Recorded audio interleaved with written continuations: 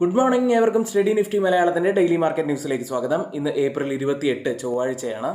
ഇന്നത്തെ ഏറ്റവും പ്രധാനപ്പെട്ട കുറച്ച് കാര്യങ്ങളിൽ നിന്ന് ആരംഭിക്കാം. US-ന്റെ FOMC മീറ്റിംഗ് ഇന്ന് ആരംഭിക്കും. ഏപ്രിൽ 28, 29 തീയതികളിലായിട്ടാണ് FOMC മീറ്റിംഗ് നടക്കുക. ഇന്ത്യയിലേക്ക് വന്നാൽ സൺ ഫാർമസ്യൂട്ടിക്കൽസിൻ്റെ ഒരു വലിയ ഡീല് ഇപ്പോൾ ശ്രദ്ധ നേടുകയാണ്. ഇപ്പോഴത്തെ ഈ ഡീലിന് വലിയൊരു പ്രത്യേകതയുള്ളത് ഇന്ത്യൻ കമ്പനികളുടെ വിദേശ ഇടപാടുകളിൽ രണ്ടാമത്തെ ഏറ്റവും വലിയ ഒരു ഇടപാടാണിത്. അതുകൂടാതെ ഫാർമ മേഖലയിലെ ഏറ്റവും വലിയ ഒരു ഡീൽ കൂടിയാണ്. ഈ ഡീലിനെ കുറിച്ച് പറയാം. ഇന്ത്യൻ ഫാർമ മേഖലയിൽ ഇതുവരെ നടന്നതിൽ ഏറ്റവും വലിയ ഒരു ഏറ്റെടുക്കൽ കരാറാണ് സൺ ഫാർമസ്യൂട്ടിക്കൽസ് ഇൻഡസ്ട്രീസ് പ്രഖ്യാപിച്ചിരിക്കുന്നത്.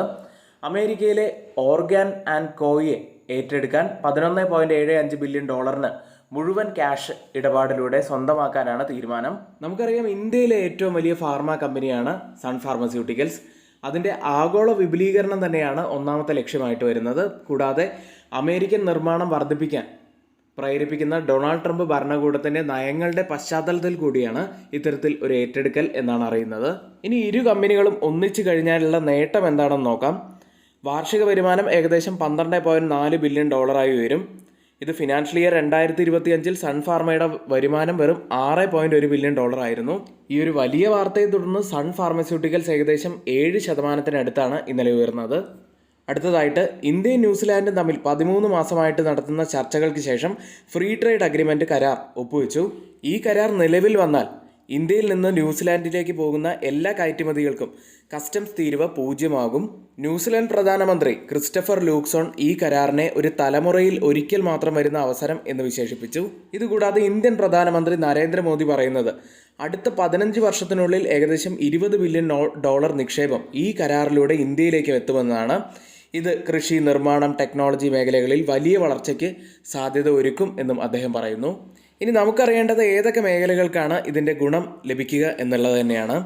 പാൽ ഉൽപ്പന്നങ്ങൾ, മറ്റ് മൃഗ ഉൽപ്പന്നങ്ങൾ, കൃഷി ഉൽപ്പന്നങ്ങൾ, പഞ്ചസാര and artificial honey, oil and fats, Gems and jewellery, copper, aluminium ഉൽപ്പന്നങ്ങൾ തുടങ്ങിയവയ്ക്ക് ഇതിൻ്റെ ഗുണം ലഭിക്കാൻ സാധ്യതയുണ്ട്. ഏതായാലും ഇന്നത്തെ ഏറ്റവും വലിയ ഒരു വാർത്ത തന്നെയാണിത്. ഇനി 3 ദിവസത്തെ നഷ്ടത്തിന് ശേഷം ഇന്നലെ ഇന്ത്യൻ വിപണികൾ പോസിറ്റീവിലാണ് ക്ലോസ് ചെയ്യുന്നത്. അതിൽ തന്നെ നമ്മൾ പറഞ്ഞു, സൺ ഫാർമസ്യൂട്ടിക്കൽസിൻ്റെ ആ ഒരു പോസിറ്റീവ് ന്യൂസ് ഇന്നലെ വിപണിയിൽ വലിയ തോതിൽ തന്നെ ചലനമുണ്ടാക്കി. സൺ ഫാർമ നമ്മൾ പറഞ്ഞു 7% നേട്ടമുണ്ടാക്കിയിരുന്നു. കുറച്ച് ദിവസമായിട്ടുള്ള ഇടിവിന് ശേഷം IT ഇൻഡെക്സ് തിരിച്ചു വന്നൊരു ദിവസം കൂടിയായിരുന്നു ഇന്നലെ. ഏഷ്യൻ മാർക്കറ്റുകളിലേക്ക് വന്നാൽ ഇന്നിപ്പോൾ ഓപ്പൺ ചെയ്തിരിക്കുന്ന ഏഷ്യൻ മാർക്കറ്റുകളിൽ ജപ്പാൻ മാർക്കറ്റ് നിക്കി 0.5% ഇടിവിലും, കോസ്പി മാർക്കറ്റ് ഇന്നലെ 2% നേട്ടത്തിലായിരുന്നു. ഇന്നിപ്പോൾ 1% നേട്ടത്തിലാണ് ട്രേഡ് ചെയ്യുന്നത്. ഇപ്പോൾ സമയം 7 മണിയാണ്. ഗിഫ്റ്റ് നിഫ്റ്റി ഇപ്പോൾ ട്രേഡ് ചെയ്യുന്നത് 24,063 എന്ന നിലയിൽ 30 പോയിന്റ്സ് ഇടിഞ്ഞാണ്. അതായത് ഇപ്പോഴത്തെ ഈ ഒരു നില വെച്ച് 65 പോയിന്റ്സിൻ്റെയൊക്കെ ഒരു ഗ്യാപ് ഡൗൺ ഓപ്പണിങ്ങിനാണ് സാധ്യതയുള്ളത്. ഇനി US മാർക്കറ്റുകൾക്ക് ഈ ആഴ്ച വളരെ പ്രധാനപ്പെട്ടതാണ്. അതിൻ്റെ കാരണം കൂടി പറയാം. അമേരിക്കൻ ഓഹരി വിപണികൾ തിങ്കളാഴ്ച ചെറിയ തോതിൽ ഉയർന്നു മാത്രമാണ് ക്ലോസ് ചെയ്തിട്ടുള്ളത്. പ്രത്യേകിച്ച് S&P 500ഉം നാസ്ഡാക്കും ചെറിയ തോതിൽ ഉയർന്നു. S&P 500ഉം നാസ്ഡാക്കും ഇന്നലെയും റെക്കോർഡ് ഹൈ ടച്ച് ചെയ്തിട്ടുണ്ട്. ഇന്നലെ US മാർക്കറ്റുകൾ ചെറിയ പോസിറ്റിവിറ്റിയിൽ ക്ലോസ് ചെയ്യാനുള്ള 3 കാരണങ്ങൾ നമുക്ക് നോക്കിയാൽ, ഒന്ന്, ഫെഡറൽ റിസർവിൻ്റെ ഇൻട്രസ്റ്റ് റേറ്റ് ഡിസിഷൻ നാളെയാണ് പുറത്തു വരുന്നത്. ഇതുകൂടാതെ മാഗ്നിഫിസൻറ്റ് 7 കമ്പനികളുടെ റിസൾട്ട് പുറത്തു വരാനുണ്ട്. ഇതിനു പുറമെ മിഡിൽ ഈസ്റ്റിലെ ടെൻഷൻ ഇപ്പോഴും നിലനിൽക്കുന്നു എന്നത് തന്നെയാണ് ഈ 3 കാരണങ്ങൾ. ഇതുകൊണ്ട് ഇൻവെസ്റ്റേഴ്സ് ഒരു വെയിറ്റ് ആൻഡ് വാച്ച് അപ്രോച്ചാണ് ഇപ്പോൾ എടുത്തിരിക്കുന്നത്. ഇതിനകം തന്നെ S&P 500ലെ 139 കമ്പനികൾ ഫലങ്ങൾ പ്രഖ്യാപിച്ചിട്ടുണ്ട്. അതിൽ 81% കമ്പനികളും പ്രതീക്ഷകളെ മറികടന്നിട്ടുള്ള ഒരു റിസൾട്ട് തന്നെയാണ് പുറത്തുവിട്ടിരിക്കുന്നത്. ഇപ്പോൾ മൊത്തം ഏർണിംഗ്സ് ഗ്രോത്ത് ഏകദേശം 16.1% ഉയർന്നിരിക്കുകയാണ്. മുൻപ് അത് 14.4% ഇപ്പോൾ വിദഗ്ധരുടെ അഭിപ്രായത്തിൽ ഫലങ്ങൾ മികച്ചതാണെങ്കിലും ഇപ്പോഴത്തെ ഈ ഒരു ജിയോ പൊളിറ്റിക്കൽ ടെൻഷൻസ്, പ്രത്യേകിച്ച് വെസ്റ്റ് ഏഷ്യൻ വാറുമൊക്കെയായി ബന്ധപ്പെട്ടിട്ടുള്ള അനിശ്ചിതത്വങ്ങൾ മാർക്കറ്റിൻ്റെ ഒരു ദിശ കൃത്യമായിട്ടുള്ള നിർണ്ണയിക്കാനുള്ള ഒരു വലിയ ബുദ്ധിമുട്ട് ഇപ്പോൾ കാണുന്നു എന്ന് തന്നെയാണ് അവർ പറയുന്നത്. ഇനി മറ്റ് അസറ്റ് ക്ലാസ്സുകളിലേക്ക് വന്നാൽ സ്പോട്ട് ഗോൾഡ് ഇന്നലെ 0.2% ഇടിഞ്ഞത്.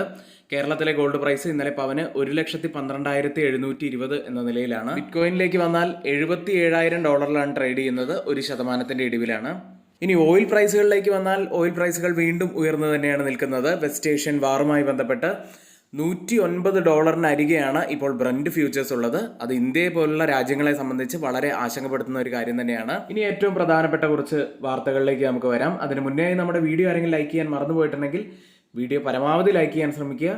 ഇനി സബ്സ്ക്രൈബ് ചെയ്യാത്തവർ സബ്സ്ക്രൈബ് കൂടി ഒന്ന് പരിഗണിക്കുക. ചില പ്രധാനപ്പെട്ട സ്റ്റോക്ക് ന്യൂസുകളിലേക്ക്. ആദ്യം കോൾ ഇന്ത്യ എന്ന കമ്പനിയാണ്. നെറ്റ് പ്രോഫിറ്റിൽ 11.15% വർധനവാണ് നെറ്റ് പ്രോഫിറ്റിൽ രേഖപ്പെടുത്തിയത്. 10,839.2 കോടി രൂപയിലാണ് പ്രോഫിറ്റ് ഉള്ളത്. റവന്യൂവിൽ 5.8% വർധനവ് വന്നിരിക്കുന്നു. 46,490 കോടി രൂപയിലാണ് റവന്യൂ ഉള്ളത്. അടുത്തത് ഫോണിക്സ് മിൽസ് എന്ന കമ്പനിയാണ്. നെറ്റ് പ്രോഫിറ്റിൽ വലിയ വർധനവാണ്. 50% വർധനവ് രേഖപ്പെടുത്തി. 403.3 കോടി രൂപയിലാണ് പ്രോഫിറ്റ് ഉള്ളത്. റവന്യൂവിലും വർധനവാണ്. 21.3% വർധനവ് വന്നിരിക്കുന്നു. 1,233.2 കോടി രൂപയിലാണ് റവന്യൂ ഉള്ളത്. അടുത്ത് പഞ്ചാബ് ആൻഡ് സിൻഡ് ബാങ്ക് ആണ്. നെറ്റ് പ്രോഫിറ്റിൽ 35% വർധനവ് വന്നിരിക്കുന്നു. 421.8 കോടി രൂപയിലാണ് പ്രോഫിറ്റ് ഉള്ളത്. നെറ്റ് ഇൻട്രസ്റ്റ് ഇൻകത്തിൽ പക്ഷേ 13.1% ഇടിവാണ് വന്നിരിക്കുന്നത്. പ്രൊവിഷൻസ് റൈറ്റ് ബാക്കിൽ 73.15 കോടി രൂപയാണ്. പ്രൊവിഷൻസ് ആയി രേഖപ്പെടുത്തിയത് കഴിഞ്ഞ വർഷം ഇതേ കാലയളവിൽ 374 കോടി രൂപയുമായിരുന്നു. അടുത്ത് അദാനി ടോട്ടൽ ഗ്യാസ് എന്ന കമ്പനിയാണ്. പ്രോഫിറ്റായി രേഖപ്പെടുത്തിയിരിക്കുന്നത് 168.3 കോടി രൂപയാണ്. പ്രോഫിറ്റിൽ 8.9% വർധനവ് വന്നപ്പോൾ റവന്യൂവിൽ ഇയർ ഓൺ ഇയറിൽ 16.6% വർധനവാണ് രേഖപ്പെടുത്തിയത്. 1,694.6 കോടി രൂപയിലാണ് റവന്യൂ ഉള്ളത്. മറ്റൊരു കമ്പനി റാലീസ് ഇന്ത്യയാണ്.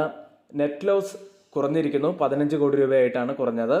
കഴിഞ്ഞ വർഷം ഇതേ കാലയളവിൽ 32 കോടി രൂപയായിരുന്നു നെറ്റ് ലോസ് ആയിട്ട് കമ്പനി രേഖപ്പെടുത്തിയത്.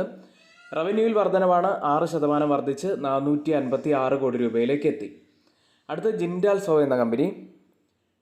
പ്രോഫിറ്റിൽ 52.1% വലിയൊരു ഇടിവ് വന്നിരിക്കുന്നു. ഇയർ ഓൺ ഇയറിൽ 139.4 കോടി രൂപയിലാണ് പ്രോഫിറ്റ് ഉള്ളത്. റവന്യൂവിൽ 8.2% ഇടിവ് വന്നു. 4,633.5 കോടി രൂപയിലാണ് റവന്യൂ ഉള്ളത്. അടുത്തത് റോസാരി ബയോടെക് എന്ന കമ്പനി.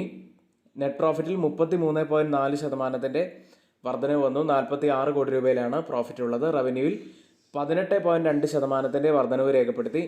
684.9 കോടി രൂപയിലാണ് റവന്യൂ ഉള്ളത്. അടുത്തതായി മികച്ച റിസൾട്ട് രേഖപ്പെടുത്തിയ മറ്റൊരു company AU small finance bank ആണ്. നെറ്റ് പ്രോഫിറ്റിൽ 65.2% വലിയൊരു വർധനവ് വന്നു.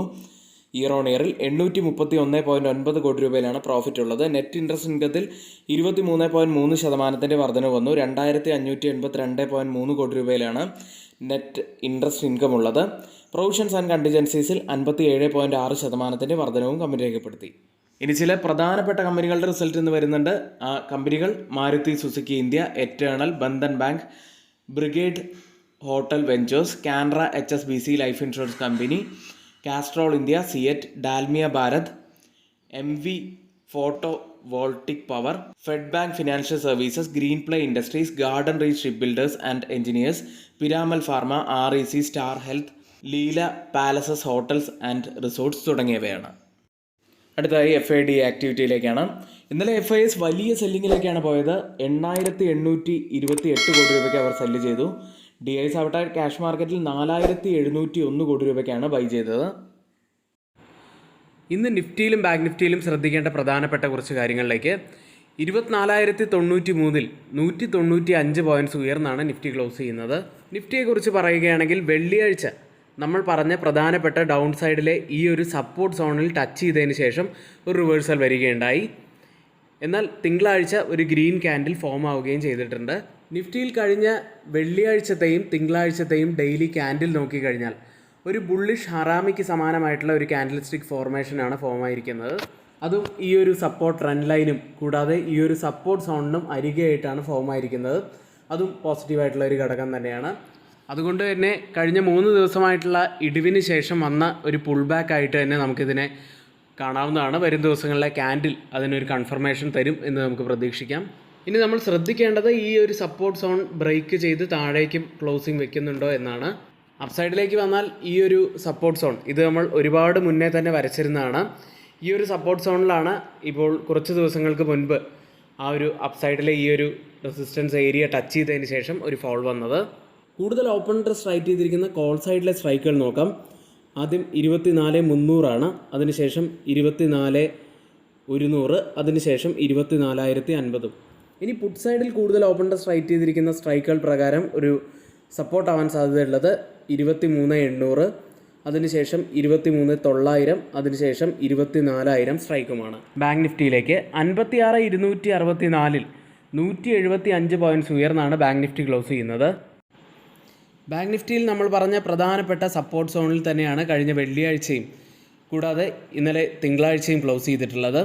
56,120 പ്രധാനപ്പെട്ട ഒരു ലെവലാണ് എന്ന് പറഞ്ഞിരുന്നതാണ്. അവിടെ ടച്ച് ചെയ്തതിന് ശേഷം ചെറിയ ഒരു ബൗൺസ് ബാക്ക് ഉണ്ടായി. ബാങ്ക് നിഫ്റ്റിയിൽ അപ്സൈഡിൽ 57,340 മുതൽ 57,650 വരെയുള്ളത് പ്രധാനപ്പെട്ട ഒരു സോണാണ്. ഈ ഒരു സോൺ ബ്രേക്ക് ചെയ്യേണ്ടതായിട്ടുണ്ട്. കഴിഞ്ഞ റീസെൻറ്റ് ഹൈയും ഈ ഒരു സോൺ തന്നെയാണ്. അവിടെ നിന്നാണ് ഒരു പുൾ ബാക്ക് ലഭിച്ച് ഇപ്പോൾ 56,120 എന്ന പ്രധാനപ്പെട്ട ലെവലിന് അരികെയായിട്ട് നിൽക്കുന്നത്. ഇനി ഈ ഒരു ലെവലിൽ നിന്നും ഒരു ബ്രേക്ക് ഡൗൺ കൂടി വരികയാണെങ്കിൽ പിന്നീട് പ്രധാനപ്പെട്ടതാവാൻ സാധ്യതയുള്ളത് 54,988 ആണ്. നിഫ്റ്റിയും ബാങ്ക് നിഫ്റ്റിയെ സംബന്ധിച്ചിട്ടുള്ള പ്രധാനപ്പെട്ട കുറച്ച് കാര്യങ്ങളാണ് നമ്മളിവിടെ ഷെയർ ചെയ്തത്. ഇനി ഇവിടെ നമ്മൾ പറഞ്ഞ എല്ലാ കാര്യങ്ങളും ഏറ്റവും ഓതറൈസ്ഡ് ആയിട്ടുള്ള സൈറ്റുകളായ Moneycontrol, Mint, Reuters, CNBC, Financial Express തുടങ്ങിയ മാധ്യമങ്ങളിൽ നിന്നാണ് എടുത്തിരിക്കുന്നത്. മറ്റുള്ളവയെല്ലാം നമ്മുടെ വ്യൂസ് മാത്രമാണ്, ഒരിക്കലും റെക്കമെൻഡേഷൻ അല്ല. നിങ്ങളുടെ എഡ്യൂക്കേഷണൽ പർപ്പസിന് വേണ്ടി മാത്രമാണ് ഷെയർ ചെയ്യുന്നത്. എങ്കിൽ ഇന്നത്തെ ഈ വീഡിയോ ഇവിടെ പൂർത്തിയാവുന്നു. ഏവർക്കും നന്ദി.